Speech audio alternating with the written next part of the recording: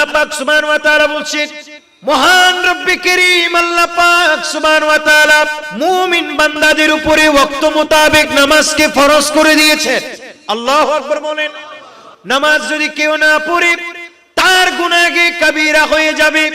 যেই ব্যক্তি নামাজ পড়ে না সেই ব্যক্তির আমলনামায় কবিরা গুনাহ লিপিবদ্ধ করা হবে, বড় ধরনের গুনাহ লিপিবদ্ধ করা হবে।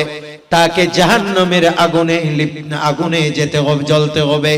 আর যে ব্যক্তি সরাসরি নামাজকে অস্বীকার করবে ওই ব্যক্তির কখনো ঈমান থাকবে না, ওই ব্যক্তি সরাসরি কাফির হয়ে যাবে। কথা বলেন ঠিক কিনা?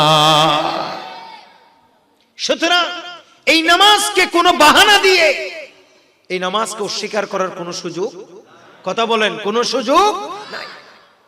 বিভিন্ন বাহানা দিয়ে যারা নামাজ আদায় করছেন না সকলের খেদমতে অত্যন্ত বিনয়ের সাথে আরজ আল্লাহ পাক সুবহানাহু ওয়া তাআলা খুব ভালো করেই জানেন আমরা আল্লাহকে অনেক যুক্তি দেব কিংবা আমরা বান্দাকে অনেক যুক্তি দিয়ে বোঝাবো নামাজ পড়তে আমি পারতেছি না, আমি নামাজ পড়তে চাই, আমি সন্তানদের জন্য পারি না, আমি নামাজ পড়তে চাই, আমি ধন সম্পদের ব্যস্ততার কারণে পারি না, আমি নামাজ পড়তে চাই, আমি ব্যবসা বাণিজ্যের কারণে পারি না।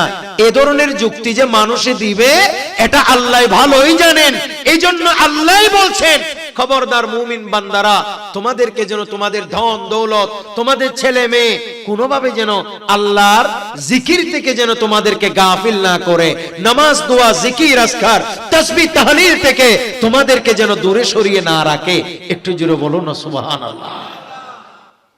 প্রিয় ভাইরা আমার, নবী করিম সাল্লাল্লাহু তাআলা আলাইহি ওয়াসাল্লাম এর অসংখ্য হাদিসে পাকে এসেছে আল্লাহর হাবিব সাল্লাল্লাহু তাআলা আলাইহি ওয়াসাল্লাম সহ সাহাবায়ে কেরামের জীবনী অ্যানালাইসিস করলে জানা যায় নবীজির বড় বড় সাহাবী যারা ছিলেন তাদের মতো ব্যস্ত আমরা কোনোদিন হতে পারবো না। বিশেষ করে সাইয়্যিদুনা ওমর ইবনুল খাত্তাব রাদিয়াল্লাহু তাআলা, যিনি গোটা অর্ধ পৃথিবীর শাসক ছিলেন। আল্লাহু আকবার বলেন। হযরতে সাইয়্যিদুনা ওমর ইবনুল খাত্তাব রাদিয়াল্লাহু তাআলা গোটা অর্ধ জাহানের শাসক ছিলেন, কিন্তু সেই ওমর ইবনুল খাত্তাব রাদিয়াল্লাহু তাআলা জীবনে কোনোদিন পাবেন না তিনি এত বড় ক্ষমতার ব্যস্ততার কারণে এক ওয়াক্ত নামাজ তরক করেছে, এক ওয়াক্ত নামাজ বাদ দিয়েছে। এইরকম কোন ঘটনা হযরতে সাইয়্যিদুনা ওমর ইবনুল খাত্তাব রাদিয়াল্লাহু তাআলা এর জীবনীতে নাই। একটু জোরে বলুন না সুবহানাল্লাহ। এই পৃথিবীতে যারা ওলি গৌস কুতুব আবদাল হয়েছে তারা প্রত্যেকেই আল্লাহর শরণ, আল্লাহর জিকির, নামাজ দোয়া জিকির আজকার তাসবিহ তাহলিলের মাধ্যমে আল্লাহ তাআলাকে রাজি করার পরেই হয়েছে। কথা বলেন না ঠিক কিনা? যেদিন নবী খোদার সাথে দিদারি করতে যায় হাদিয়া স্বরূপ নামাজ নিয়ে আসিলেন ধরায়। সালাতুনিয়া আলাইকুম সালামুনিয়া। পঞ্চবেনাই দ্বীন ইসলাম দ্বিতীয় নামাজ আদায় করলে কায়েমে হবে নির্মল সমাজ। পঞ্চবেনাই দ্বীন ইসলাম দ্বিতীয় নামাজ আদায় করলে কায়েমে হবে নির্মল সমাজ। পাক কোরআনে আকিমুস সালাত, পাক কোরআনে আকিমুস সালাত ভরপুর ঘোষণায় হাদিয়া স্বরূপ নামাজ নিয়ে আসিলেন ধরায়। সালাতুনিয়া আলাইকুম সালামুনিয়া হাবিবাল্লাহ। আল্লাহ পাক সুবহানাহু ওয়া তাআলা আমাদেরকে সৃষ্টি করেছেন যে মৌলিক লক্ষ্য এবং উদ্দেশ্য সেটা হচ্ছে আমরা যেন আল্লাহ তাআলার ইবাদত করি। সবাই বলেন আমরা যেন আল্লাহ তাআলার কি করি? ইবাদত। এভাবে কোরআনুল কারীমের অনেক আয়াতে কারিমা থেকে একথাটাই বিশুদ্ধভাবে প্রমাণিত। সেই হিসাবে আল্লাহ পাক সুবহানাহু ওয়া তাআলার ইবাদত সমূহের মধ্যে ঈমান আনয়নের পর একজন মানুষের সবথেকে গুরুত্বপূর্ণ ইবাদত হচ্ছে ওয়াক্ত মোতাবেক নামাজ। বলেন না, ওয়াক্ত মোতাবেক নামাজ। এই নামাজকে কোরআনুল কারীমে বিভিন্ন আয়াতে বিভিন্নভাবেই বলা হয়েছে।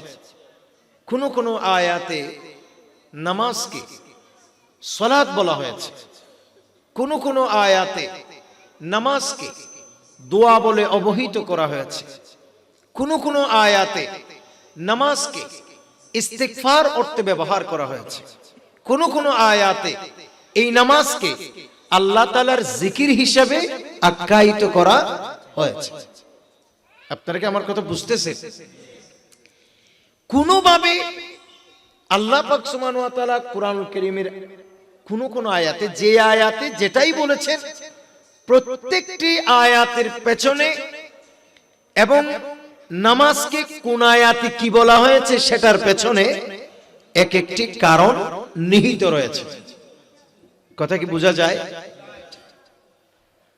এই আয়াত, আমি যে আয়াত তেলাওয়াত করছি, এই আয়াতে আল্লাহ পাক সুবহানাহু ওয়া তাআলা একথাই বলেছেন, তোমাদেরকে তোমাদের ধন সম্পদ দুনিয়াদারি ছেলে মেয়ে কোনো কিছু যেন আল্লাহ তাআলার স্মরণ থেকে, আল্লাহর জিকির থেকে তোমাদের যেন গাফেল না করে, তোমাদেরকে যেন অলস বানিয়ে না ফেলে।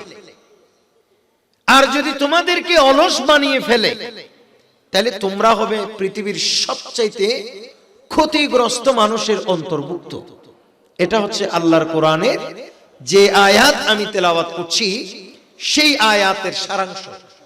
আল্লাহ তাআলা এভাবে ইরশাদ করছেন, আউযু বিল্লাহি মিনাশ শাইতানির রাজীম। ইয়া আইয়ুহাল্লাযীনা আমানু লা তুলহিকুম আমওয়ালুকুম ওয়ালা আওলাদুকুম আন যিকরিল্লাহ ওয়া মান ইয়াফআল যালিকা ফাউলাইকা হুমুল খাসিরুন। একটু জোরে বলুন না সুবহানাল্লাহ। আল্লাহ পাক সুবহানাহু ওয়া তাআলা বলছেন, হে ঈমানদার বান্দাগণ, কখনো যেন তোমাদেরকে তোমাদের ধন দৌলত, ধন সম্পদ, আর তোমাদেরকে যেন তোমাদের আওলাদ ফরজন্দের ভালোবাসায়, তোমাদের আওলাদ ফরজন্দ, তোমাদের সন্তান সন্ততি যেন আল্লাহর স্মরণ থেকে, আল্লাহ তাআলার জিকির থেকে তোমাদেরকে যেন কখনো গাফেল না বানিয়ে ফেলে, তোমাদেরকে যেন আল্লাহর স্মরণ থেকে মুখ ফিরিয়ে না নেয়। আর যদি তোমাদেরকে এমনটি তারা করে, তোমরা যদি আল্লাহ তাআলার স্মরণ থেকে মুখ ফিরিয়ে নাও, কিংবা আল্লাহর স্মরণ থেকে যদি তোমরা গাফিল হয়ে যাও, তাইলে তোমরা হবে সবচাইতে ক্ষতিগ্রস্তদের অন্তর্ভুক্ত। এটাই হচ্ছে আল্লাহর কোরআনের ফয়সালা। কথা বলেন ঠিক কিনা? এই আয়াত আল্লাহ পাক সুবহানাহু ওয়া তাআলা মুমিনদেরকে বলেছেন লক্ষ্য করে, হে ঈমানদারেরা, তোমাদেরকে যেন তোমাদের ধন দৌলত সম্পদ কোনো কিছুই যেন তোমাদেরকে আল্লাহর স্মরণ থেকে গাফিল না করে, তোমাদেরকে যেন অলস বানিয়ে না ফেলে। আপনারা কি আমার কথা বুঝতেছেন? এই কথাটা কেন বলা হয়েছে? কারণ অধিকাংশ ক্ষেত্রে লক্ষ্য করা যায়, আমরা যারা সাধারণত নামাজ যারা পড়ে না, তাদেরকে যদি জিজ্ঞেস করা হয়, অধিকাংশ মানুষ এক একটা বাহানা দিবে। কথা বলেন ঠিক কিনা? এক একটা কি দেবে? বাহানা। কেউ বলবে আমি এত ব্যস্ততার কারণে আমি নামাজ পড়তে পারি না। আর কেউ বলবে আমি সন্তান সন্ততির জন্য রিজিকের অনুসন্ধান করতে গিয়ে আমি রিজিকের কাজে এত বেশি আমাকে ব্যস্ত থাকতে হয় যার ফলশ্রুতিতে আমার পক্ষে ওয়াক্ত মোতাবেক নামাজ আদায় করা সম্ভব নয়। এটা হচ্ছে যারা বেনামাজি তাদের খুবই কমন যুক্তি। কথা বলেন না ঠিক কিনা? এটা হচ্ছে বেনামাজি মানুষের সবচাইতে কমন যুক্তি। আর যারা মুনাফিক, কাফির, বেদিন, তারা বিভিন্ন ভাবে এটাকে ইগনোর করছে বা তারা বিভিন্ন ভাবে নামাজকে এড়িয়ে চলছে। এমনকি দেখা যায় যে তথাকথিত কিছু মুসলমান পর্যন্ত নামাজকে সরাসরি একেবারে নামাজকে সরাসরি অস্বীকার করছে। একটু জোরে বলুন না নাউজুবিল্লাহ। আর একটু জোরে বলেন। যেমন আমরা ফেসবুক, ইউটিউবের মাধ্যমে দেখি, আগে তো আমরা মানুষের মুখ থেকে শুনেছি, এখন তো ডাইরেক্ট বলতে শুনছি। তথাকথিত অনেক পীর কিংবা পীরের মুরিদকেও লক্ষ্য করা যায়, তারাও বলতেছে যে নামাজের কথা আল্লাহর কোরআনের কোনো জায়গায় নাই, নামাজের কথা হাদিসের কোনো জায়গায় নাই, নামাজ না পড়লেও কোনো অসুবিধা নাই। একটু জোরে বলো না নাউজুবিল্লাহ। কথা বলেন। এরকম অনেকে বলে, কি বলে না? যদি আপনারা বলেন যে জোরা অনত্ব বললে উনি দে জীবনতে ইল্লা কই দে নউনি, তাহলে আজিয়ে ফেসবুক ইউটিউব সার্চ দি এখানে সাইলি। কথা বলেন না ঠিক কিনা? খবরদার, নামাজ এটা আল্লাহ পাক সুবহানাহু ওয়া তাআলার এই জমিনে ঈমান আনয়নের পর সবথেকে একটি বড় ইবাদত হচ্ছে নামাজ। একটু জোরে বলবেন না সুবহানাল্লাহ। প্রিয় ভাইরা আমার, আল্লাহ পাক সুবহানাহু ওয়া তাআলা বলছেন, আউযু বিল্লাহি মিনাশ শাইতানির রাজীম, ইন্নাস সালাতা কানাত আলাল মুমিনিনা কিতাবাম মাওকুতা। আল্লাহ পাক সুবহানাহু ওয়া তাআলা বলছেন, নিশ্চয়ই মহান রব্বে কারীম আল্লাহ পাক সুবহানাহু ওয়া তাআলা মুমিন বান্দাদের উপরে ওয়াক্ত মোতাবেক নামাজকে ফরজ করে দিয়েছেন। আল্লাহু আকবার বলেন। মুমিন বান্দাদের জন্য ওয়াক্ত মোতাবেক নামাজ ফরজ করে দিয়েছেন কে? আরেকটু জোরে বলেন কে? সুতরাং যে ব্যক্তি নামাজকে অস্বীকার করবে, নামাজ যদি কেউ না পড়ে তার গুনাহে কাবীরা হয়ে যাবে। যেই ব্যক্তি নামাজ পড়ে না সেই ব্যক্তির আমলনামায় কবিরা গুনাহ লিপিবদ্ধ করা হবে, বড় ধরনের গুনাহ লিপিবদ্ধ করা হবে। তাকে জাহান্নামের আগুনে যেতে হবে, জ্বলতে হবে। আর যে ব্যক্তি সরাসরি নামাজকে অস্বীকার করবে ওই ব্যক্তির কখনো ঈমান থাকবে না, ওই ব্যক্তি সরাসরি কাফির হয়ে যাবে। কথা বলেন ঠিক কিনা? সুতরাং এই নামাজকে কোনো বাহানা দিয়ে এই নামাজকে অস্বীকার করার কোনো সুযোগ, কথা বলেন, কোনো সুযোগ নাই। বিভিন্ন বাহানা দিয়ে যারা নামাজ আদায় করছেন না, সকলের খেদমতে অত্যন্ত বিনয়ের সাথে আরজ আল্লাহ পাক সুবহানাহু ওয়া তাআলা খুব ভালো করেই জানেন আমরা আল্লাহকে অনেক যুক্তি দেব কিংবা আমরা বান্দাকে অনেক যুক্তি দিয়ে বোঝাবো। নামাজ পড়তে আমি পারতেছি না, আমি নামাজ পড়তে চাই, আমি সন্তানদের জন্য পারি না, আমি নামাজ পড়তে চাই, আমি ধন সম্পদের ব্যস্ততার কারণে পারি না, আমি নামাজ পড়তে চাই, আমি ব্যবসা বাণিজ্যের কারণে পারি না। এ ধরনের যুক্তি যে মানুষে দিবে এটা আল্লাহ ভালোই জানেন। এই জন্য আল্লাহ বলছেন, খবরদার মুমিন বান্দারা, তোমাদেরকে যেন তোমাদের ধন দৌলত, তোমাদের ছেলে মেয়ে কোনোভাবে যেন আল্লাহর জিকির থেকে যেন তোমাদেরকে গাফিল না করে, নামাজ দোয়া জিকির আজকার তাসবিহ তাহলিল থেকে তোমাদেরকে যেন দূরে সরিয়ে না রাখে। একটু জোরে বলুন না সুবহানাল্লাহ। আমাদের অনেক মা বোনরাও এই রোগে আক্রান্ত, ঠিক কিনা? অনেক মা বোনরাও এই রোগে আক্রান্ত। তারা বলে যে বাচ্চা আমাকে সবসময় পেশাব করে দেয়, এই জন্য নামাজ পড়তে পারি না। একটু জোরে বলবেন না নাউজুবিল্লাহ। এই দেখেন, এই জন্য আল্লাহ পাক সুবহানাহু ওয়া তাআলা বলছেন না, এটা তোমাদের কোনো যুক্তি হতে পারে না। প্রিয় ভাইরা আমার, নবী করিম সাল্লাল্লাহু তাআলা আলাইহি ওয়াসাল্লাম এর অসংখ্য হাদিসে পাকে এসেছে, আল্লাহর হাবিব সাল্লাল্লাহু তাআলা আলাইহি ওয়াসাল্লাম সহ সাহাবায়ে কেরামের জীবনী অ্যানালাইসিস করলে জানা যায়, নবীজির বড় বড় সাহাবী যারা ছিলেন তাদের মতো ব্যস্ত আমরা কোনোদিন হতে পারবো না। বিশেষ করে সাইয়্যিদুনা ওমর ইবনুল খাত্তাব রাদিয়াল্লাহু তাআলা, যিনি গোটা অর্ধ পৃথিবীর শাসক ছিলেন। আল্লাহু আকবার বলেন।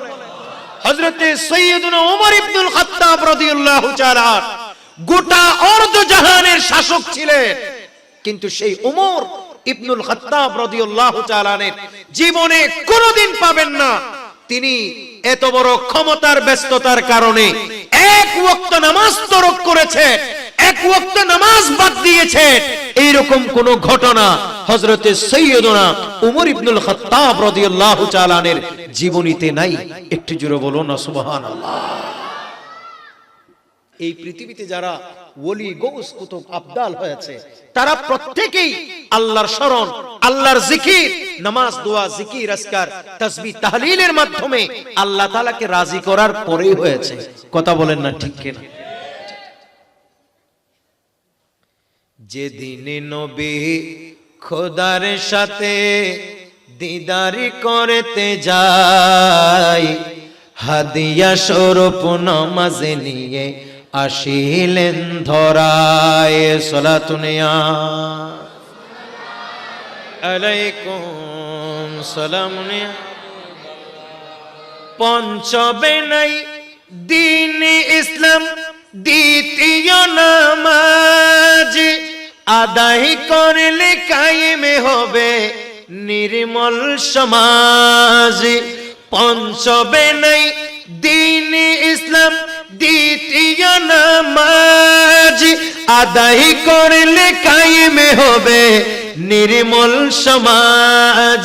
পাক কোরআনে আকিমুস সালাত, পাক কোরআনে আকিমুস সালাত ভরপুর ঘোষণায়, হাদিয়া স্বরূপ নামাজ নিয়ে আসিলেন ধরায়। সালাতুনিয়া আলাইকুম সালামুনিয়া হাবিবাল্লাহ। এবার সকলে বলেন না মারহাবা। আপনারা জানেন ভারত উপমহাদেশের প্রখ্যাত বুজুর্গ আতায়ে রাসূল হিন্দিল ওয়ালি খাজা গরিব নওয়াজ মুঈনুল মিল্লাত ওয়াদ্দি মুঈনুদ্দিন চিশতি আজমিরি সঞ্জিরি রাদিয়াল্লাহু তাআলা একজন খলিফা ছিলেন, প্রধান খলিফা। অনেক খলিফা ছিলেন, প্রধান যিনি খলিফা তিনার নাম হযরতে খাজা কুতুবউদ্দিন বখতিয়ার কাকি রহমাতুল্লাহ আলাইহি। কথা বলেন না ঠিক কিনা? তিনি একেবারে হুজুর খাজা গরিব নওয়াজ তিনাকে আজমির থেকে প্রেরণ করেছিলেন, পাঠিয়ে দিয়েছিলেন ভারতবর্ষের মানে দিল্লিতে। সবাই বলেন কোথায়? সেখানে তিনি দিন, ধর্ম, মাযহাব, মিল্লাতের খেদমত করেছেন। এই বাচ্চারা কথা বলা যাবে না, এই সবার মনোযোগ। আল্লাহ আমাদেরকে বুঝার তৌফিক দান করুন। আওয়াজ করবা না। হযরতে খাজা কুতুবউদ্দিন বখতিয়ার কাকি রহমাতুল্লাহ আলাইহি তিনি যখন দিল্লিতে আসছিলেন, সে সময় তিনি এমন ভাবে দ্বীনের খেদমতের আঞ্জাম দিয়েছে, হযরতে খাজা কুতুবউদ্দিন বখতিয়ার কাকি রহমাতুল্লাহ আলাইহির হাতে সেই সময় দিল্লির অসংখ্য বড় বড় নেতারা পর্যন্ত এসে এসে কলমা পড়ে ইসলামের সুশীতল ছায়াতলে আশ্রয় গ্রহণ করেছে। উনার আদর্শ, উনার দ্বীন পালনের যে স্টাইল, উনার যে আল্লাহর প্রিয় নবী করিম সাল্লাল্লাহু আলাইহি ওয়াসাল্লামের যে আদর্শ উনার মধ্যে ছিল, যেই ব্যক্তি উনার এই আদর্শ দেখেছেন সেই তিনার প্রেমে পড়ে গিয়েছে, দ্বীনের প্রেমে পড়ে গিয়েছে, ইসলামের প্রেমে পড়ে গিয়েছে, কলমা শরীফ মুখে পড়ে দিয়েছে। একটু জোরে বলুন না সুবহানাল্লাহ। সেই সময়কার যিনি দিল্লির গভর্নর ছিলেন, সেই সময় তিনার নাম ছিল শামসুদ্দিন আলতামাশ বা ইলতুতমিশ, দুটোই আছে ওনার নাম। তিনি ছিলেন গভর্নর। তিনিও হযরতে খাজা কুতুবউদ্দিন বখতিয়ার কাকি রহমাতুল্লাহ আলাইহির হাতে এসে বায়াত গ্রহণ করছিলেন। একটু জোরে বলুন না সুবহানাল্লাহ। এবং দেখা যাচ্ছে যে জীবনের বড় বড় যত সব সিদ্ধান্ত গ্রহণ করেছেন, বায়াত গ্রহণের পর থেকে যত সিদ্ধান্ত গ্রহণ করেছেন, প্রায় সমস্ত সিদ্ধান্তগুলো হযরতে খাজা কুতুবউদ্দিন বখতিয়ার কাকির মাধ্যমে তিনার থেকে পরামর্শ নিয়ে তিনি রাষ্ট্র পরিচালনা করেছেন, দিল্লি পরিচালনা করেছেন, এমনকি বড় বড় উদ্যোগগুলো তিনি হুজুর থেকে পরামর্শ নিয়ে আদায় করতেন। খাজা কুতুবউদ্দিন বখতিয়ার কাকি রহমাতুল্লাহ আলাইহি কেমন নামাজি ছিলেন, কেমন ইবাদত গুজার ছিলেন, সেই বর্ণনা তিনার এই ঘটনা থেকে জানা যায়। তিনি ইন্তেকালের আগে সন্তানদেরকে ডেকে ওসিয়ত করেছেন, বাবারা আমার, আমি যদি মারা যাই, কথা বলেন, আমি যদি মারা যাই, ইন্তেকাল করি, তাহলে তোমরা আমাকে নিয়ে যাবা জানাজার মাঠে, কিন্তু যেই ব্যক্তির মাঝে এই চারটি কোয়ালিটি পাওয়া যাবে না, সেই যেই ইমামের কাছে এই চার কোয়ালিটি পাওয়া যাবে না, সেই ইমাম যেন আমার নামাজে জানাজা না পড়াই। একটু জোরে বলবেন না সুবহানাল্লাহ। কয়টি কোয়ালিটি? অর্থাৎ যে ব্যক্তি আমার নামাজে জানাজা পড়াবে তার মধ্যে মাস্ট বি এই চারটি গুণাবলী অবশ্যই লাগবে। আর তার ভিতরে যদি এই ধরনের গুণাবলী, এই গুণাবলী যদি তার ভিতরে না থাকে, তাইলে আমার জানাজা পড়ানোর কোনো দরকার নাই। এরকম যদি ইমাম পাওয়া না যায়, তাহলে তোমরা আমাকে এমনিতেই দাফন করে দিও। বলো হুজুর, সন্তানরা বলেন, বাবা কি কোয়ালিটি? বলে নম্বর 1 হলো আমার নামাজে জানাজার ইমামতি করবে এমন একজন ইমাম যার জীবনে কখনো কোনোদিন তাকবীরে ওলা বাদ যায় নাই। একটু জোরে বলুন না সুবহানাল্লাহ। তাকবীর ওলা মানে বুঝছেন কি? তার মানে নামাজ না, আপনারা বুঝেন নাই, মানে ইমাম সাহেব হুজুর যখন আল্লাহু আকবার বলেন, তিনার পরপরেই যিনারা আল্লাহু আকবার বলেন, এটার নাম হচ্ছে তাকবীরে ওলা। একটু জোরে বলবেন না সুবহানাল্লাহ। আমাদের অনেক ভাইদের একটা অভ্যাস আছে, অনেকেই ইমাম সাহেবের আগে বাঁধি ফেলে, বলেন না ঠিক নেবে ঠিক? ইমাম সাহেব এই হাত উঠাইছে, এদিকে নিয়ে আসছে, এটা হুজুরে যাতে তুললে তো বাঁধিব, তো কেন আগে যাই, বলেন না ঠিক নেবে ঠিক? ইমাম সাহেব কেরাত শেষ করছে, উনি আগে আগে চলে যাচ্ছে রুকুতে। ইমাম সাহেব রুকু থেকে উঠবেন, সামি আল্লাহু লিমান হামিদা বলবেন, বলার আগেই তিনি দাঁড়িয়ে গেছেন। সিজদাতেও সেম। এটা কিন্তু করা যাবে। আমার নবী বলেছেন, সহিহ হাদিস দ্বারা প্রমাণিত, এটা অসংখ্য হাদিসের কিতাবে এসেছে। রাসূল করিম সাল্লাল্লাহু আলাইহি ওয়াসাল্লাম বলছেন, যেই ব্যক্তি ইমাম সাহেবের আগে রুকু কিংবা সিজদা থেকে মাথা উত্তোলন করে, আল্লাহ পাক সুবহানাহু ওয়া তাআলা ওই নামাজীর চেহারাটা গাদার চেহারায় পরিণত করে দেবে। এজন্য কখনোই ইমাম সাহেবের আগে আগে করা যাবে। আর একটা নামাজ দেখলাম, হিজবুত তাওহীদের নামাজ। এটা কি আসলে নামাজ নাকি মস্কারি নাকি ট্রেনিং, এটা বোঝার কোনো উপায় নাই। এটা দেখলে মনে হয় যে যেন সেনাবাহিনীকে ট্রেনিং দিয়েছে। আর নাস্তিকরা দেখলে হাসবে ছাড়া, মুসলমান তথা ইসলামকে নিয়ে ইনকার ছাড়া, মুসলমান তথা ইসলামের উপরে তারা চরম বিদ্বেষ ছড়াবে। এই জাতীয় কৃষ্টি কালচার গুলো দেখে কথা বলেন ঠিক কিনা? এই জন্য আমি আমার প্রাণ প্রিয় যুব সমাজকে বলছি, এই বর্তমান যুগে ফেসবুক ইউটিউব দেখে দেখে এই জাতীয় মনগড়া যেই সমস্ত মতবাদ, এই জাতীয় যত মনগড়া মতবাদ আছে, আহলে হাদিসের ফিরকা, কাদিয়ানীদের ফিরকা, খারিজিদের ফিরকা, শিয়াদের ফিরকা, এই ধরনের ফিরকাবাজি থেকে সম্পূর্ণভাবে মুখ ফিরিয়ে নিয়ে আকায়েদে আহলে সুন্নাহ ওয়াল জামাতের চর্চা করতে হবে। কথা বলেন ঠিক কিনা? নয়তো কিন্তু আমাদের ভবিষ্যৎ চরম অন্ধকার। এই হিজবুত তাওহীদের নামাজের স্টাইল এরকম, আল্লাহু আকবার সাথে সাথে, মানে যেমন মনে হয়েছে যেন হাতে ভাবে দিছে, সবাই ভাবে দিছে। এটা কি নামাজ হতে পারে? নামাজের ভিতরে থাকবে বিনয়ী, নামাজের ভেতরে থাকবে নম্রতা, কোমলতা, ভদ্রতা। একটু জোরে বলুন না সুবহানাল্লাহ। প্রিয় ভাইরা আমার, হযরতে কুতুবউদ্দিন বখতিয়ার কাকি রহমাতুল্লাহ আলাইহি ওসিয়ত করছিলেন, বলে আমার যিনি নামাজে জানাজার ইমামতি করবেন, ওই ইমামের কাছে চারটি কোয়ালিটির দরকার হবে। 1 নম্বরে হলো ওই ইমাম অবশ্যই এমন একজন ইমাম হতে হবেন যে ইমামের জীবনে কোনোদিন তাকবীরে উলা বাদ যায় নাই, অর্থাৎ যেই জীবনে কোনোদিন জামাতে নামাজ তরক করে নাই এমন ইমাম যেন আমার নামাজে জানাজার ইমামতি করে। 2 নম্বরে আমার নামাজে জানাজার ইমামতি করবেন এমন একজন ইমানদার, এমন একজন আল্লাহওয়ালা যার জীবনে কখনো কোনোদিন আসরের নামাজের সুন্নত বাদ দেয় নাই।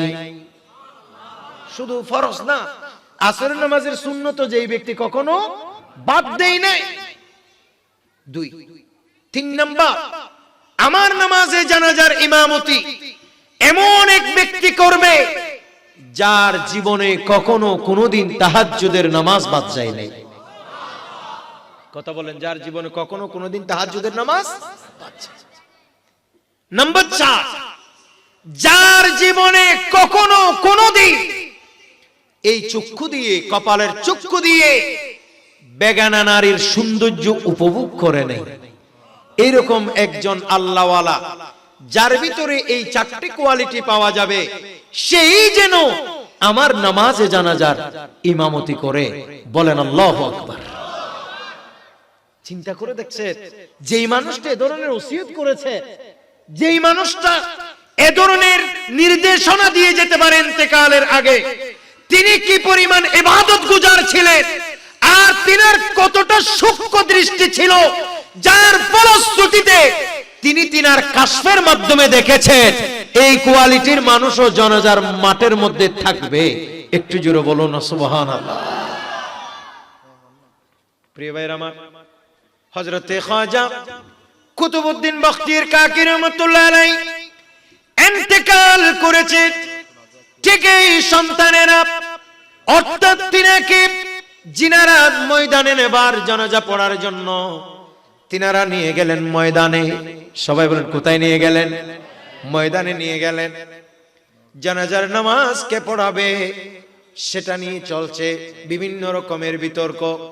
আজকের এই দিনে জানাজার নামাজ কে পড়াবে, এত বড় মুহাক্কিক এই বুজুর্গ যখন এই হুজুরের সন্তান যখন দাঁড়িয়ে বললেন আমার বাবা এ ধরনের ওসিয়ত করেছেন, সুতরাং যাদের ভিতরে, যার ভিতরে এই কোয়ালিটি আছে ওই ইমাম সাহেব যেন সামনে চলে আসেন, তিনি আজকের এই দিনে আমার বাবার নামাজে জানাজার ইমামতি করবে।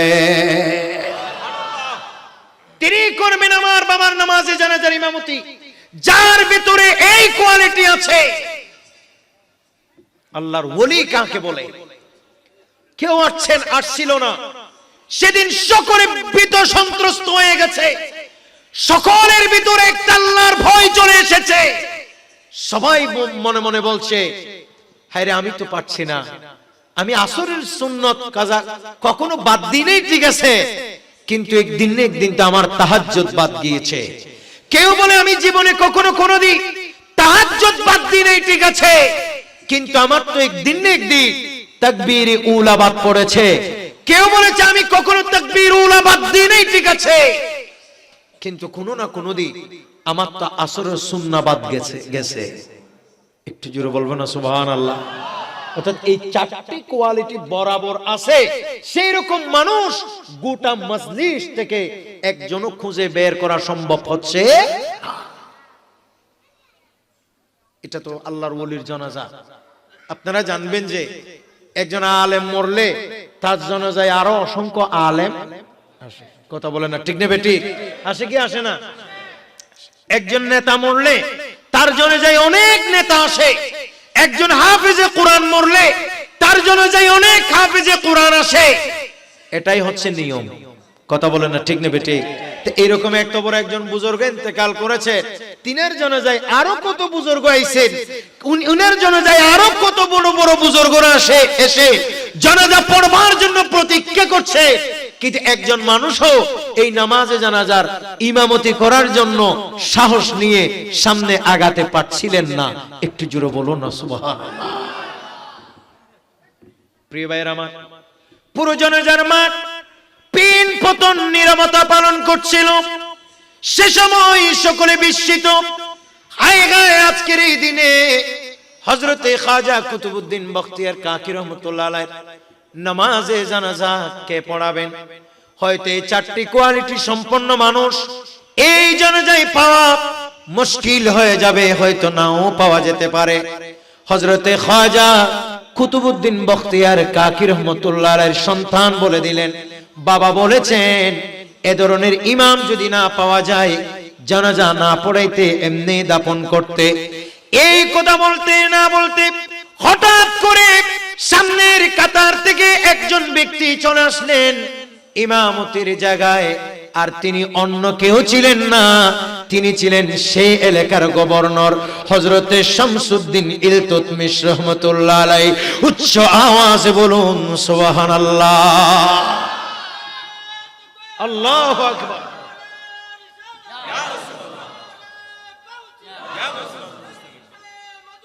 জিন্দাবাদ জিন্দাবাদ, সকলে বলেন না মারহাবা। হযরতে শামসুদ্দিন ইলতুতমিশ আলাইহি রহমাত তিনি চলে আসলেন সামনের কাতারে। তিনি কিন্তু এলাকার গভর্নর, সুবহানাল্লাহ বলবেন না? তিনি কিন্তু এলাকার গভর্নর, এরিয়ার গভর্নর, গোটা দিল্লির গভর্নর। তিনি এসে পীরের চেহারার দিকে তাকিয়ে বলছে, বাবা গোটা জিন্দেগি চুপে চুপে ইবাদত করেছে, গোটা জিন্দেগি আপনি আল্লাহ এবং রাসূলের প্রেমে জিন্দেগিটাকে উৎসর্গ করেছেন, গোপনে গোপনে এমন কোন ইবাদত নাই যেটা আপনি করেছেন। কিন্তু আজ ইন্তেকালের পর আমার রহস্য আপনি আজকে সকলের সামনে ফাঁস করে দিলেন। হযরতে শামসুদ্দিন ইলতুতমিশ রাহমাতুল্লাহ আলাইহি বলে, যেই কোয়ালিটির কথা হুজুর কিবলা বলে গেছে সেই কোয়ালিটি আলহামদুলিল্লাহ আল্লাহ আমার মধ্যে রেখেছেন। আমি আমার জীবনে কখনো এইগুলির পরিপন্থী কোনো কাজ করি নাই। হুজুর যা বলেছেন এই গুণ এই কোয়ালিটি আমার ভিতরে আছে বলে তিনি নামাজে জানাজা পড়িয়ে দিলেন। জোরে বলেন সুবহানাল্লাহ। প্রিয় ভাইরা আমার, আজকের এই সমাজে আমরা গভীর উদ্বেগের সাথে লক্ষ্য করি, কোন কোন মানুষকে এমন লক্ষ্য করা যায় যে শুক্রবার আজকে যে জুমাবার গেছে, জুমায় পর্যন্ত আসার সুযোগ পায়নি। নামাতে ঠিক নেবে ঠিক, জুমার সময় তৈলিবে বাজার হাজার নইলে বাজার করে ও দোয়ানদার হলে যেতে দোয়া দি করে দোয়ান বাঁধি ফেলে ফাইলিবে দোয়ানদাররা গাইল দিয়ে এত দোয়া দি করে কটা জোর দেয়। নামাতে ঠিক নেবে ঠিক। অথচ এই নামাজ এটা আল্লাহর পক্ষ থেকে মুমিন বান্দার জন্য বিশেষ নিয়ামত। এই নিয়ামতকে যেই ব্যক্তি স্বীকার করছে, এই নিয়ামতকে যেই ব্যক্তি বরবাদ করে দিচ্ছে, তার জীবন বিনাশ হয়ে গেছে। কথা বলেন ঠিক কিনা? তার জীবনের কোনো মূল্য নাই। এজন্য নামাজি হতে হবে। কথা বলেন না ঠিক কিনা? কখনো নিজের সম্পদের বাহানাই, ব্যবসা বাণিজ্যের বাহানাই, ছেলে মেয়ের বাহানাই, বিভিন্ন বাহানাই কোনোভাবে নামাজকে পরিত্যাগ করার কোনো সুযোগ নাই। নবী করিম সাল্লাল্লাহু তাআলা আলাইহি ওয়াসাল্লামের একজন সাহাবী, তিনার নাম ছিল তালহা। সকলে বলেন না কি নাম বললাম? তালহা। হযরতে তালহা রাদিয়াল্লাহু তাআলা আনহু তিনি নবী করিম সাল্লাল্লাহু আলাইহি ওয়াসাল্লামের এমন একজন সাহাবী ছিলেন। এই ব্যক্তি হযরতে আবু তালহা রাদিয়াল্লাহু তাআলা আন তিনি একদিন বাগানের মধ্যে নামাজে জোহর পড়ছিলেন। সুবহানাল্লাহ বলবেন না? কোথায় পড়ছিলেন? বাগান। আপনি বাগানে থাকেন, গাড়িতে থাকেন, যেখানেই থাকেন, রাস্তায় থাকেন, আপনি সফরে থাকেন, যে কোনো ভাবে আপনার কিন্তু নামাজ মাপ নাই। ওয়াক্ত মোতাবেক আপনাকে অবশ্যই অবশ্যই নামাজ পড়তে হবে। তো নবী করিম সাল্লাল্লাহু আলাইহি ওয়াসাল্লামের এই সাহাবী সাইয়েদনা আবু তালহা রাদিয়াল্লাহু তাআলা আনহু তিনি একদিন বাগানের মধ্যে নামাজে জোহর পড়ছিলেন। হঠাৎ করে লক্ষ্য করা যাচ্ছে যে বাগানের মধ্যে মানে একটা পাখি ঢুকে গেছে। সব বলে কি ঢুকে গেছে? পাখি। অনেক সময় ঘরের জানালা খোলা থাকলে ঘরের ভিতরে কিন্তু এরকম পাখি ঢুকে যায়, এবং এই পাখি ঢুকলে বড় বিপাকে পড়ে। সে বলে যে আমি কোথায় যাব এখন? কথা বলে না ঠিক নেবে ঠিক। সে তখন অবস্থা কাহিল হয়ে যায়। ঠিক হযরত আবু তালহা রাদিয়াল্লাহু তাআলা এর বাগানে এই পাখিটা ঢুকলেন। ঢুকার পরে দেখতেছে যে ওই মানে খেজুর গাছের পাতা এমন ভাবে মানে ইয়া হয়ে গেছে, ভারী হয়ে আছে, একেবারে ঘরের চালের মতো অবস্থা, সেখানে এই পাখি কোনোভাবে যাইতে পারছে না। পাখি এদিকে কিছুক্ষণ দৌড়ে, এদিকে কিছুক্ষণ দৌড়ে। আর হযরত আবু তালহা রাদিয়াল্লাহু তাআলা আনহু তিনি ছিলেন নামাজে, নামাজ থেকে পাখির এই দৃশ্য তিনের থেকে মনে পড়ছিল, আর তিনি হঠাৎ করে খেয়ালটা ছুটে গেছে পাখির দিকে। কথা বলেন কোন দিকে? প্রিয় ভাইয়ের আমার, নবী করিম সাল্লাল্লাহু তাআলা আলাইহি ওয়াসাল্লাম এর সাহাবী সাইয়্যিদুনা আবু তালহা রাদিয়াল্লাহু তাআলা তিনি দেখছিলেন কোনোভাবে পাখি বাগান থেকে বের হতে পারছিলেন না। কিছুক্ষণ তিনি নামাজের ভেতরে পাখির দিকে নজর চলে গেল। হঠাৎ করে মনে পড়ে গেল আমি তো নামাজের ভিতরে আছি। সাথে সাথে তিনি নামাজের দিকে আত্মনিয়োগ করলেন। কিন্তু বড় আশ্চর্যের ব্যাপার, হযরত আবু তালহা রাদিয়াল্লাহু তাআলা আর স্মরণ করতে পারছিলেন না তিনি কয় রাকাত নামাজ পড়েছেন। উচ্চ আওয়াজ বলুন সুবহানাল্লাহ। নামাজ কয় রাকাত হইছে এটা কিন্তু তার কি নাই, মনে নাই। আমরা আমাদের মধ্যে অনেক মানুষের হয় কি হয় না, অনেক মানুষ আয় নামাজ পড়তে চায়নি, কিন্তু হদা আর নামাজ নফরি দে হদা আর খেয়াল নামাজের কেন যায় কেন ডর করে হন্না নাউজুবিল্লাহ ইয়ান কইরে নামাজ নফরির কোনো সুযোগ আছে? নামাজ পড়তেই হবে। যত বেশি নামাজে খেয়াল ছুটে যায় তত বেশি আপনাকে নামাজ পড়তেই হবে। আমার নবী বলেন, সহিহ মুসলিমের হাদিস বলে, যেই ব্যক্তি নামাজ পড়ে আর সে সময় নামাজে এসে কখনো কখনো মুসল্লিকে ডিস্টার্ব করার জন্য একজন শয়তান সব সময় লেগে আছে মানুষের পেছনে, ওই শয়তানের নাম হচ্ছে খিনজা। কথা বলেন কি নাম? খিনজা। এই ডিস্টার্ব করবে আপনাকে। এইজন্য নামাজ যখন নিয়ত বাঁধবেন, বাঁধার পরে আপনার যদি খেয়াল কোনোভাবে যদি আপনি নামাজে না আনতে পারেন, মানে আপনার খেয়াল যদি বারবার ছুটে যায়, বুঝতে হবে আপনাকে খিনজাব ডিস্টার্ব করছে। আপনি বাম দিকে 3 বার থুতু ফেলানোর অনুমতি আছে। কথা বলে না কয়বার? এনে হক গরি লই না তাইন ফেলম বুঝতো না। আই হনা আবার এঙ্গুরি সেভ মারিয়ে না আরেকজনের বুড়াই দিতে হইতো না। জাস্ট ইশারা, এভাবে এভাবে, মানে কোনো গায়ে পড়বে না। এই তো তোমার আর এটা বাহানা। কথা বলে না, তো তোমার আর বাহানা, যাতে করে আপনার খেয়াল নামাজে চলে আসে। তবে আমি আরেকটা বিষয় আপনাদেরকে বলবো, যারা বলেন যে হুজুর আমার নামাজে কোনোভাবে আমি ধ্যান ঠিক রাখতে পারি না, আমি বলবো যে আপনি টাটকা ওযু করে নামাজ পড়বেন। সবাই বলেন কি ওযু? টাটকা ওযু করে নামাজ পড়বেন। অর্থাৎ ওযু আছে আপনার, তবু আপনি বরকতের জন্য আবার ওযু করবেন। টাটকা ওযু করে আপনি নামাজে দাঁড়াবেন এবং আপনার চোখ থাকবে সিজদার জায়গায়। সবাই বলেন চোখ থাকবে কোন জায়গায়? সিজদার জায়গায়। তারপর আপনি যে কেরাত পড়বেন, সুবহানা রাব্বিয়াল আযীম পড়বেন, সুবহানা রাব্বিয়াল আলা পড়বেন, এগুলি বড় বড় আওয়াজে পড়বেন। এমন বড় আওয়াজে পড়বেন যাতে আপনার কানে আপনি শুনেন। বলেন আপনার কানে আপনি মানে কেউ শুনবে না, মানুষকে শোনাই আরেকজনের ডিস্টার্ব করার অনুমতি নাই। মানে নিজে নিজে শুনেন, নিজের কান দিয়ে নিজে শুনেন। এইভাবে যদি আপনি নামাজ পড়েন, এই 2-3টা বললাম আমি, এগুলো যদি আপনি ফলো করেন, আমি আপনাকে বলতে পারি আপনার নামাজে যে মন বসে না, সেটার ইনশাআল্লাহ 90% এই সমস্যার সমাধান হবে। আল্লাহ যেন আমাদেরকে কবুল করেন। কিন্তু নামাজ পড়তে হবে। কথা বলেন না, নামাজ পড়তে এমনি নামাজ একেবারে আপনার খেয়াল থাকতে হবে যে আমি নামাজ এটা আল্লাহর জন্যই পড়ছি। বলে না কার জন্য? অনেক মানুষ নামাজে যায় এদিক সেদিক তাকায়, তার কোনো নামাজের ভিতর খেয়াল ধ্যান নাই। এজন্য জাতীয় কবি কাজী নজরুল বলেছেন, জামাতে শামিল হয় নামাজের আওড়ালি মুখে সূরা কোরআনের, জামাতে শামিল হয় নামাজে আওড়ালি মুখে সূরা কোরআনের, ভাবিলি কি তুই পার হয়ে গেলি, ভাবিলি কি তুই পার হয়ে গেলি, ফুলসিরাতের ফুল তো নামাজ হলো যে ভুল, তোর নামাজ হলো যে ভুল। সালাতুন ইয়া সালামুন ইয়া হাবিবাল্লাহ। হযরত সাইয়্যিদুনা আবু তালহা রাদিয়াল্লাহু তাআলা তিনি দেখছেন যে বাগানের ভিতরে ওই পাখি ঢুকে গেছে, সেই পাখি বের হওয়ার কোনো রাস্তা পাচ্ছে না। ইবা হড়ে নামাজত মাতন ইবা হড়ে আর ফাঁকি উরের মাতন ফাঁকি ইন্দিজার ইন্দিজার ইন্দিজার কে যা।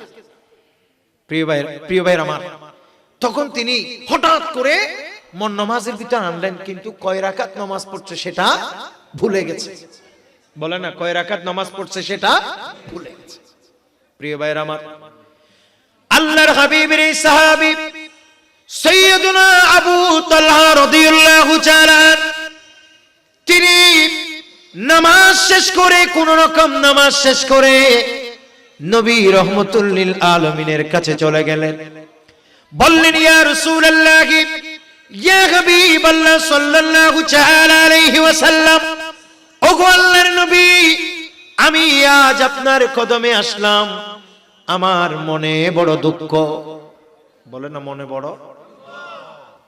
তাহলে হযরত আবু তালহা রাদিয়াল্লাহু তাআলা আনহু আমার নবীর দরবারে গেলেন, নবী করিম সাল্লাল্লাহু আলাইহি ওয়াসাল্লামের কাছে মাসালা জিজ্ঞেস করছেন। বলেছেন, ইয়া রাসূলুল্লাহ, আজকে আমাকে সম্পদ বড় বিপদে ফেলে দিয়েছে। বলে না সম্পদ বড় বিপদে ফেলে দিয়েছে। দেখে আমাদের অনেক দোকানদার ভাইয়েরা আছে, দোকান করা ভালো, ব্যবসা করা ভালো, বলে না ব্যবসা করা, কিন্তু নামাজ পড়া আরো ভালো। বলেন না ঠিক কিনা? কিন্তু সেই নামাজ ব্যবসা ছেড়ে নামাজে যাচ্ছে না। বলে না ব্যবসা ছেড়ে নামাজে যাচ্ছে না। কোনো আফসোসও নাই, আক্ষেপে নেই। আর এনে কেন আসুই যদি আজান দিওনোর পরত শুরু করে নামাজ শেষ পর্যন্ত বেসও বাড়ি যায় নামাতে, ঠিক কিনা? আজান দিওনোর পরত নামাজ শেষ পর্যন্ত ব্যবসা বাড়ি যায়, এন বাড়া বাড়ে দে এ বেচারা যাইতো চাইলে আর কোনো সুযোগ নাই।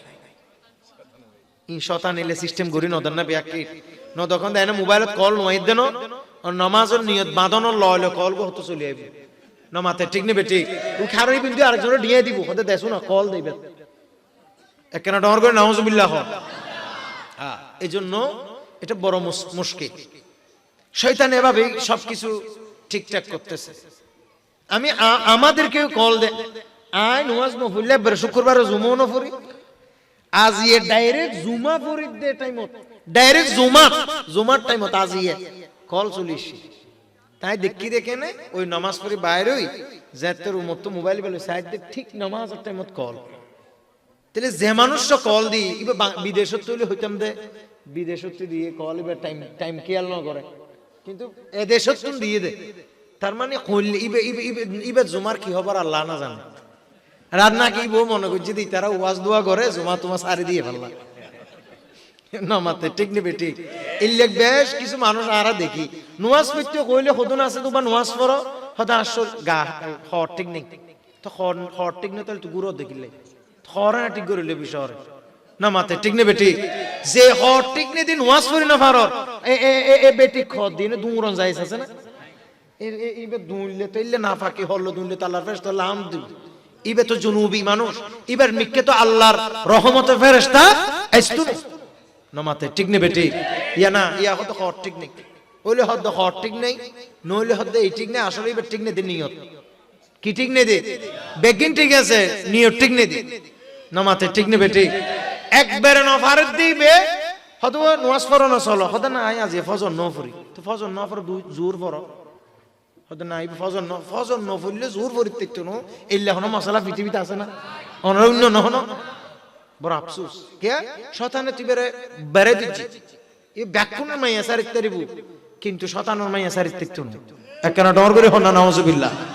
এই জন্য নামাজ যে যত নামাজ পড়ে তার চেহারায় তত বেশি নূর চমকায়।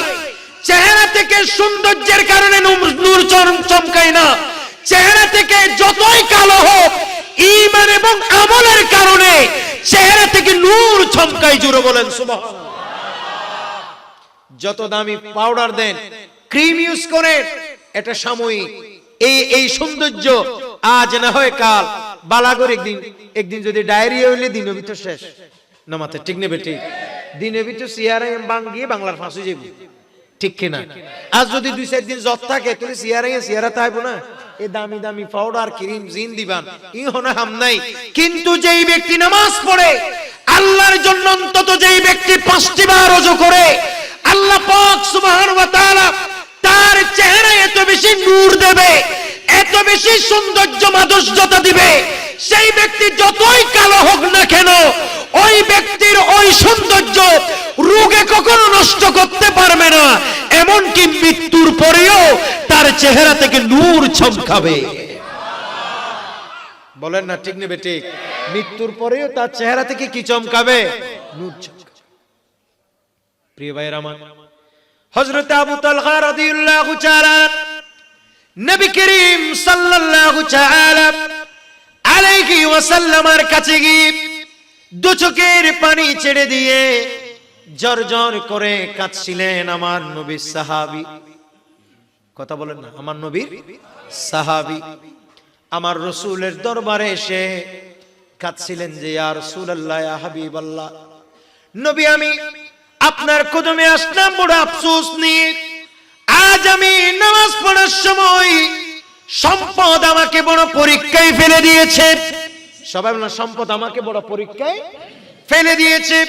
বলে আজ আমি যখন নামাজ পড়ছিলাম, আমার ক্ষেতের ভেতরে নামাজ পড়ছিলাম, ঠিক ওই সময় এরকম ঘটনা ঘটে গেছে।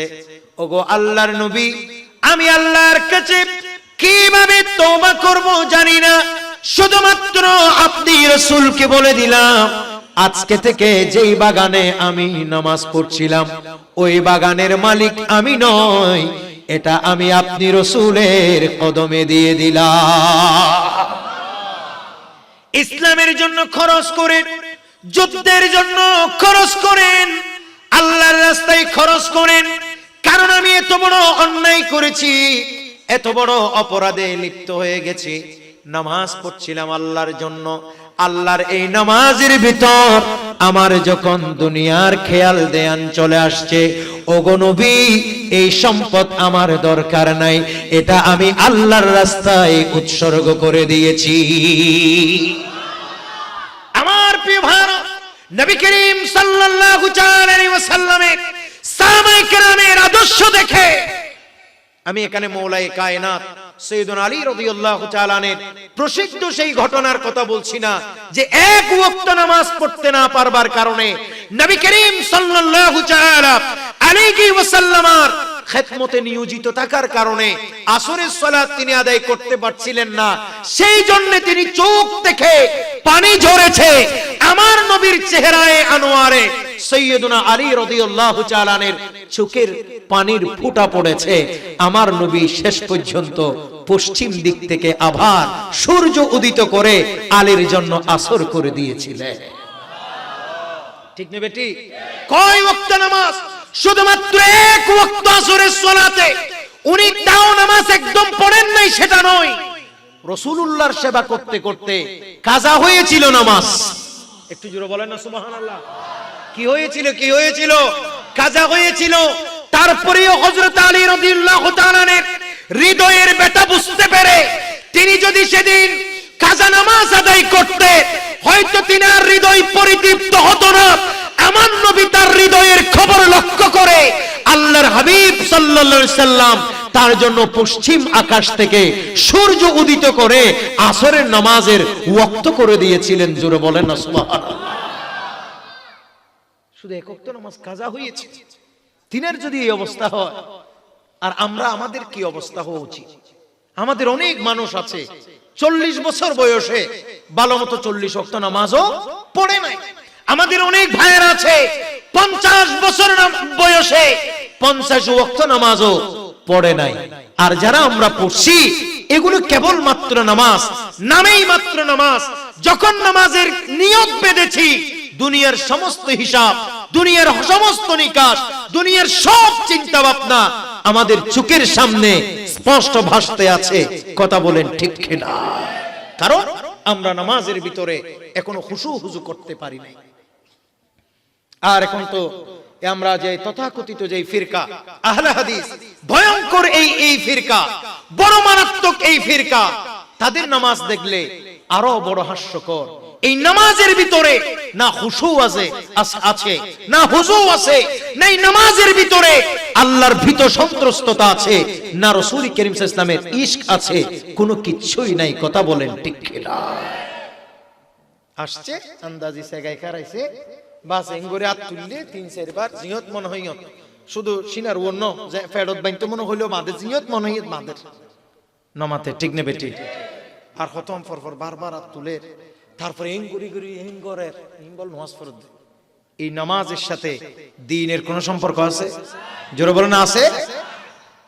প্রিয় ভাইরা আমার, আল্লাহ পাক সুবহানাহু ওয়া তাআলা কুরআনুল কারীমে বলেছেন, আউযু বিল্লাহি মিনাশ শাইতানির রাজীম, বিসমিল্লাহির রহমানির রহিম, قد أفلح المؤمنون الذين هم في صلاتهم خاشعون।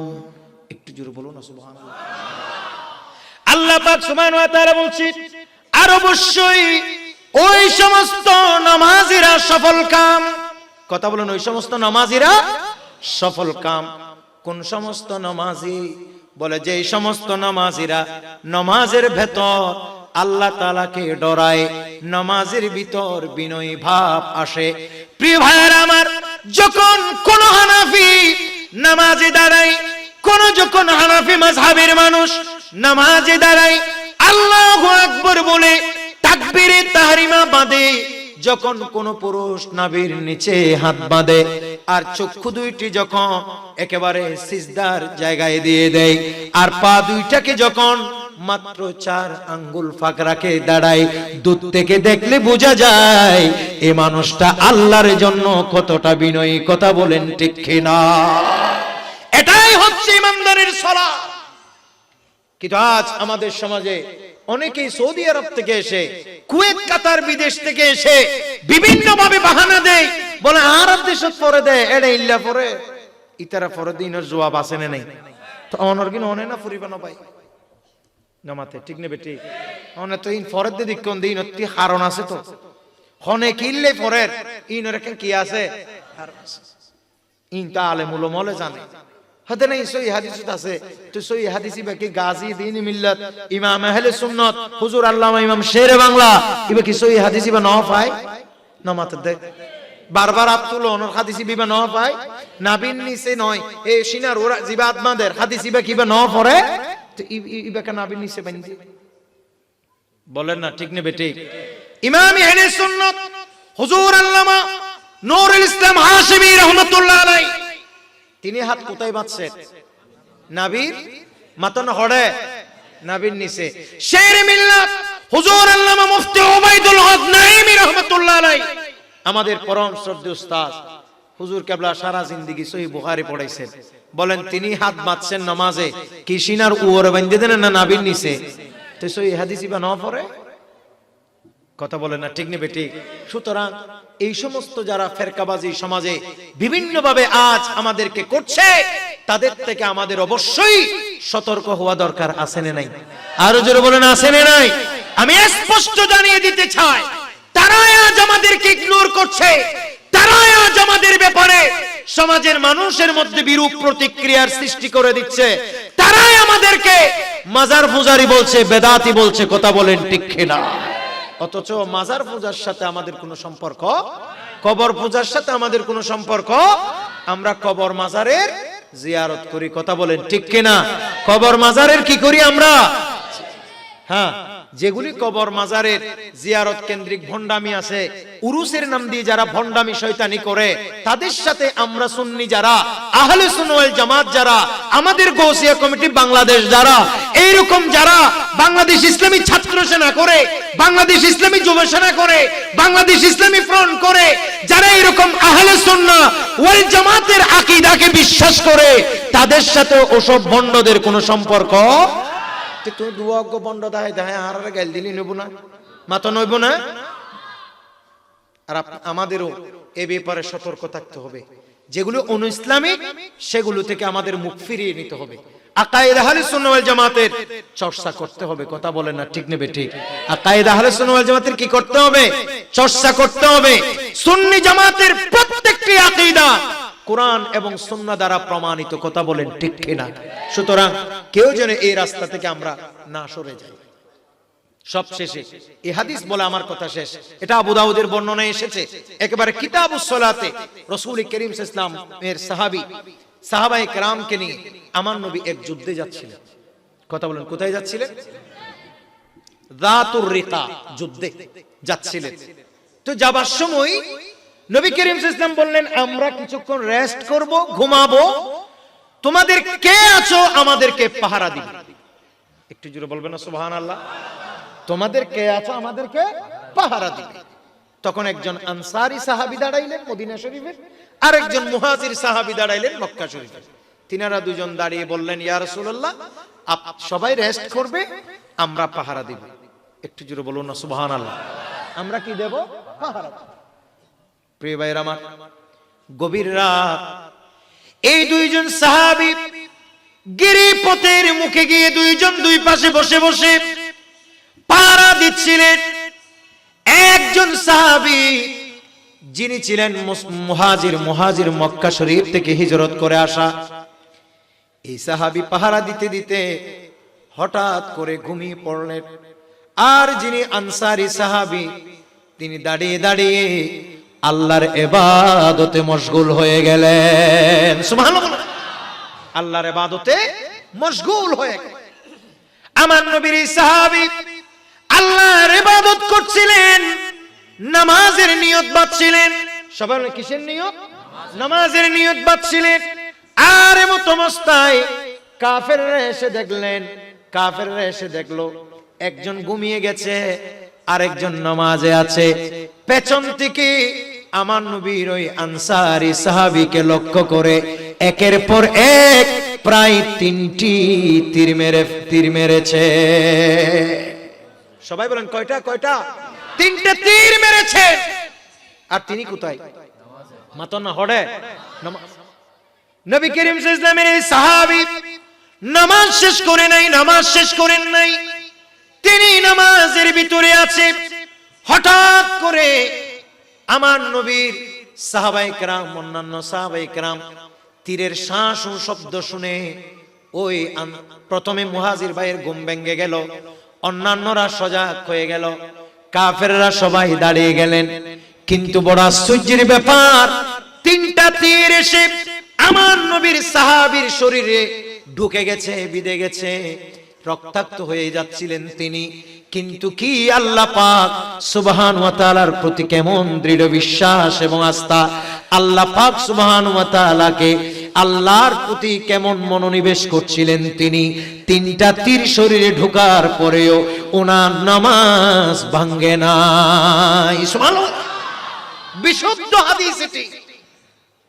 নামাজ ভাঙে নাই তিনার। হঠাৎ করে তিনি নামাজ শেষ করলেন। আর নবী করিম সাল্লাল্লাহু আলাইহি ওয়াসাল্লামের সাহাবায়ে কেরাম বললেন, ভাই আমার, আপনাকে তো এভাবে দুশমনরা তীর মারছে, কিন্তু আপনি যদি চাইতেন প্রথমবারে তো আপনি আমাদেরকে ডেকে দিতে পারতেন। তিনি বললেন, ভাইয়েরা আমার শোনো, আমি যখন নামাজের নিয়ত বেঁধেছি, আল্লাহ পাক সুবহানাহু ওয়া তাআলার কোরআনুল কারীম থেকে যে আয়াতটা আমি ধরছিলাম, আল্লাহর কসম, আমার তীরকে মরে যাওয়ার চেয়ে আল্লাহর কোরআনের আয়াত শেষ করা, সেটা আমার কাছে অনেক গুরুত্বপূর্ণ।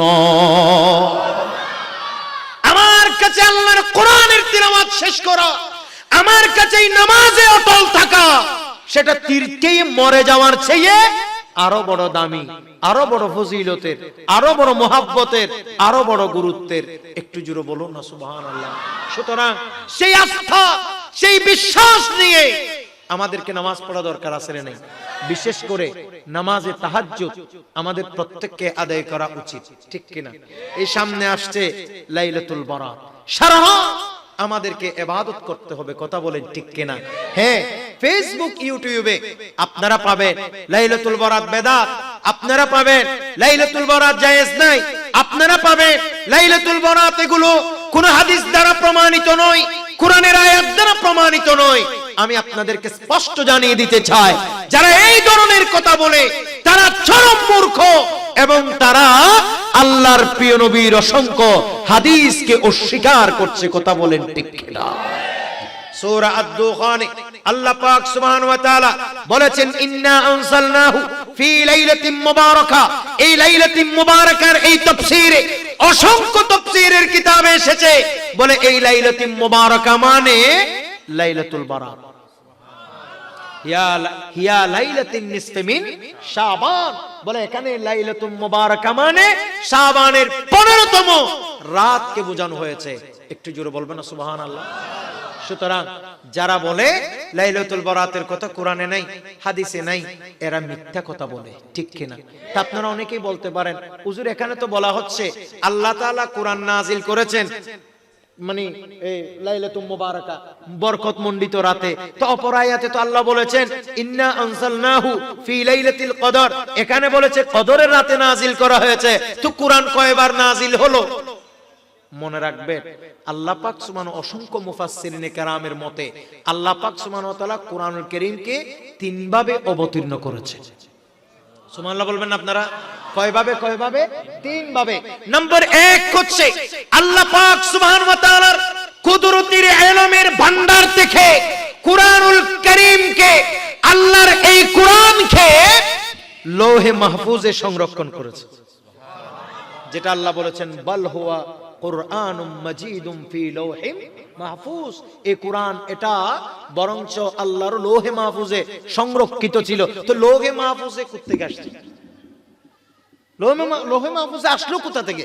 বলে আল্লাহর কুদরতের ইলম থেকে লৌহে মাহফুজে এই কোরআন আসছে, এক নাজিল।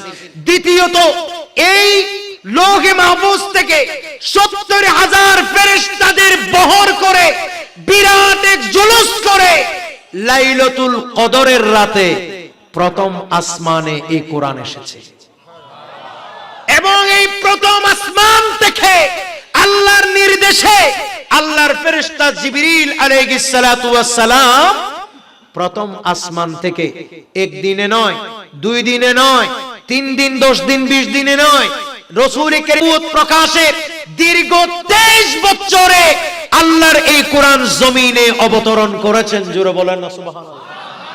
বলে আল্লাহর কুদরতের ইলম থেকে যেই রাতে লৌহে মাহফুজে কোরআন আসছে, সেই রাত ছিল ইন্না আনজালনাহু ফি লাইলাতিন মুবারাকা, সেটাই ছিল হিয়া লাইলাতুন নিসফি মিন শাবান, সেটাই ছিল লাইলাতুল বরাতের রাত। আর সেই লৌহে মাহফুজ থেকে প্রথম আসমানে কোরআন যেদিন অবতীর্ণ হয়েছিল সেদিন ছিল লাইলাতুল কদর। একটু জোরে বলুন না সুবহানাল্লাহ? সেদিন ছিল লাইলাতুল কদর।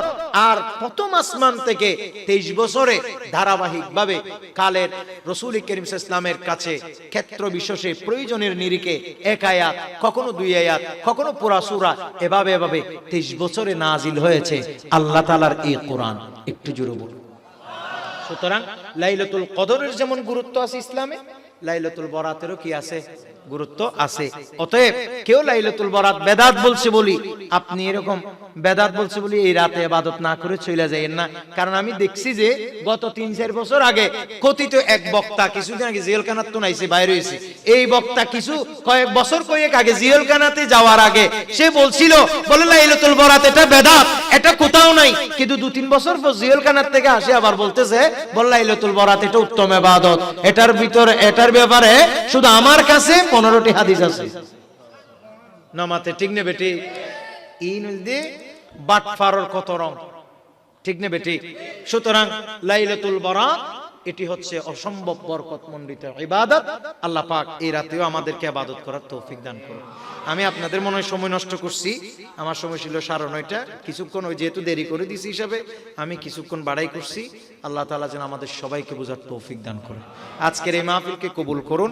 এখানে অসংখ্য উলামায়ে কেরামরা আসছেন, বিশেষ করে আপনাদের মসজিদের সম্মানিত খতিবে মুকাররম আমার অত্যন্ত স্নেহের, আমি একেবারে অনেক আগ থেকে একেবারে ছোট থেকেই এই সুলাইমান আলী রাসবিকে অসম্ভব স্নেহ করি, আদর করি। সেও আমাকে বড় ভাইয়ের মতো শ্রদ্ধা করে, আমিও তাকে একেবারে ছোট ভাই এর মতো করে খুবই স্নেহ করি, ভালোবাসি, মোহাব্বত করি।